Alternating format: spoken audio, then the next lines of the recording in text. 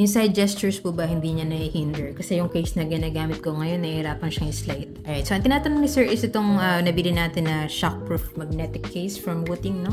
And so to answer the question, ito kasi tinatanong ni Sir, no, yung side gesture na yan, kung mahirap daw bang i-access pag naka-install yung case. Actually, ito, wala siyang problem.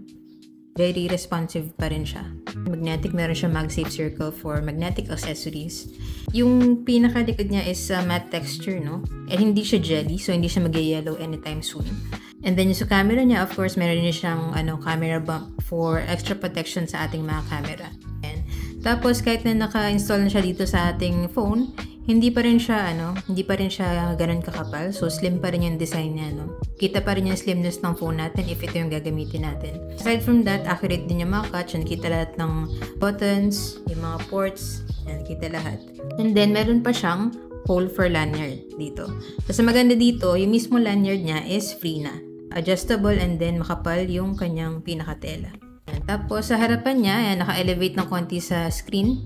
Kaya protected din yung screen ng phone natin if ever na mabagsak siya na pag ganyan, di ba? Extra protection kasi ma-absorb nung mismong case yung impact if ever. Pero advice ko, maglagay pa rin kayo syempre ng screen protector.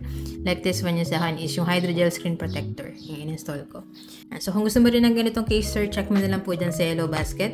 Yan kung nabili yun sa akin. And by the way, pag binili mo to, meron na rin siyang kasamang box. Yan. So kung ipang-reregalo mo to, maganda rin siyang gift idea.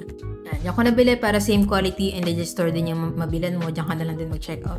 Hindi lang sana nakatulong tong video, and if you have any other questions, let me know in the comments and follow for more tech content.